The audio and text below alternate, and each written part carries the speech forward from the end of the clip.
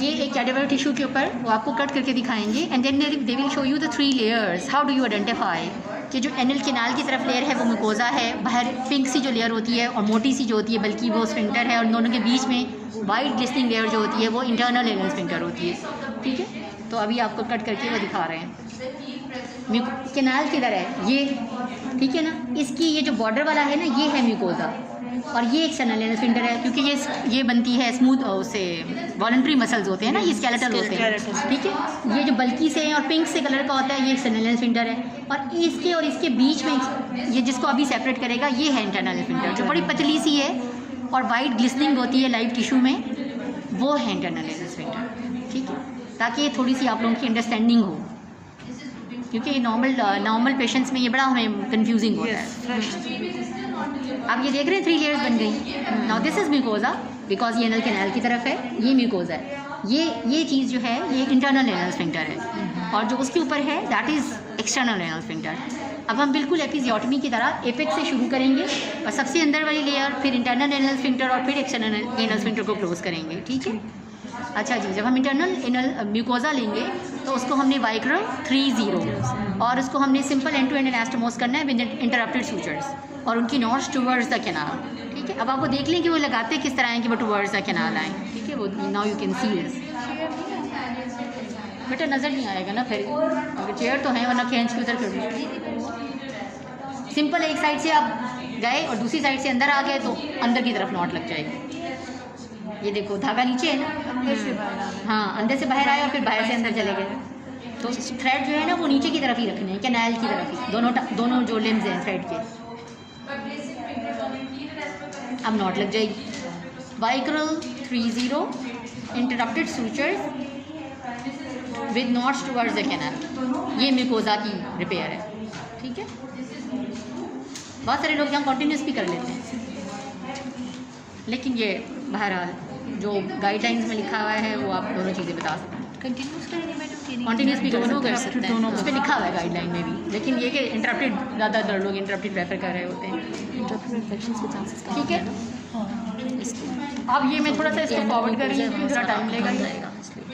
अब हम आगे, अब देखो इसको लगाने के बाद आपने चेक भी किया, ठीक है, सारा कुछ ठीक है, कोई गैप तो नहीं रह गया, कुछ नहीं है। उसके बाद फिर आप इंटरनल एनल स्फिंक्टर क्लोज करेंगे। अंदर से बाहर जा रहे हैं ना, अंदर से बाहर जाएंगे तो अगली लेयर इंटरनल की आएगी। अब इसके लिए आप PDS 3-0 भी ले सकते हैं और वाइक्रल 2-0 भी ले सकते हैं।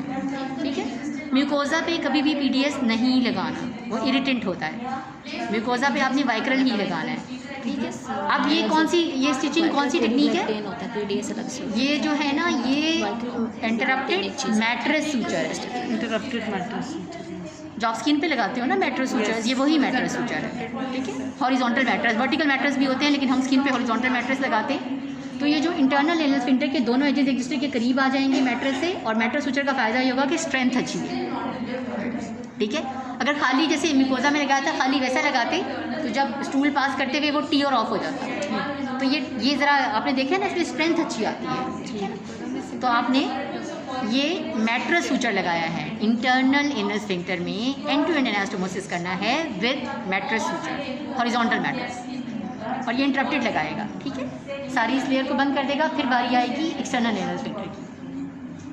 अब आ गई है बारी एक्सटर्नल एनल, अब उसे 3 लगाए 4 लगाए डिपेंडिंग है कितना लंबा कट है। ठीक है ना, अब एक्सटर्नल एनल स्फिंक्टर में जो है ना आपने मटेरियल वही वाइक्रल 2-0 या PDS 3-0 यूज़ करना है। अब इसमें 2 टेक्निक है, आप एंड टू एंड भी कर सकते हैं जैसे अंदर किया था, या आप ओवरलैप कर सकते हैं। अब एंड टू एंड तो आपने देख लिया है, इसलिए यहाँ पे वो ओवरलैप दिखा रहा है।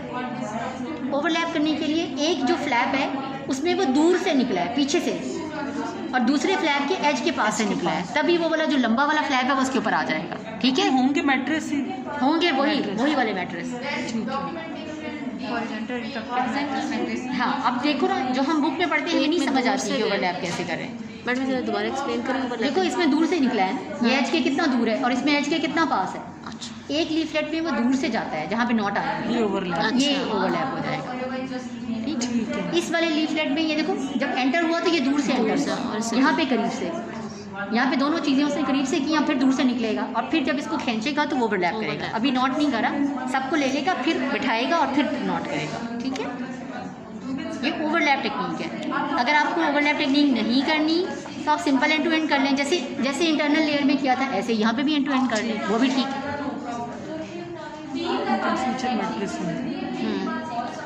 ये देखो ये बैठ गया ना इसके ऊपर तीनों। हाँ तीनों इंटरप्टेड है ना, अलग अलग धागे हैं, ठीक है। अब ये इनको नोट करेंगे तीनों को। दोनों चीज़ें की जा सकती हैं according to the RCOG guidelines, both of them they have equal results. आप एंड टू एंड करें, आप ओवरलैप करें, रिजल्ट्स इक्वल हैं। अब इसमें ये एक चीज़ और करेगा जिसे आपने शायद कभी पढ़ा हो बुक्स में, डबल ब्रेस्ट। जो इसका एंड ये उठा हुआ है ना, इसको ये मज़ीद मैट्रेस लगा के बिठा देगा, इसी के एज से ही निकालेगा और ये जो नीचे वाली लेयर थी उसमें से मैट्रेस का हॉरिजॉन्टल लिंक गुजारेगा और यहाँ पे यानी जिस तरह नॉर्मल मैट्रेस लगाते हैं हॉरिजॉन्टल फिर से लगा देगा, यानी एक और लेयर ऑफ मैट्रेस ऊपर लगा रहा है, तो उससे वो डबल नॉट्स आ जाएंगे जैसे कोट के डबल बटन होते हैं। ये देखिएगा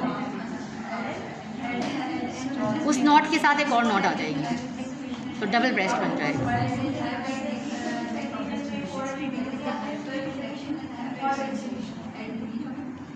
ठीक है, ये देखिएगा अभी नॉट।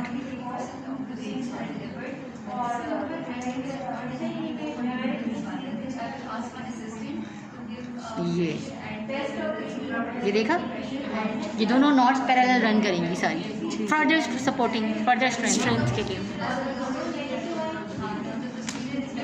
बड़ी अच्छी वीडियो है ना, फर्स्ट टाइम मुझे समझ आई। हाँ नहीं आती समझ, बुक्स में 1000 मरतबा पढ़ लेते हैं, बस रटा ही मार रहे होते हैं, डबल ब्रेस्ट करना है, उसको ओवरलैप करना है, ये नहीं पता कैसे करना है, क्या करना है और किस तरह और क्योंकि लाइव में देखे भी हुए हैं तो समझ नहीं आती, लाइव में डिस्कस हो रही है। हाँ उस टाइम समझ नहीं आती।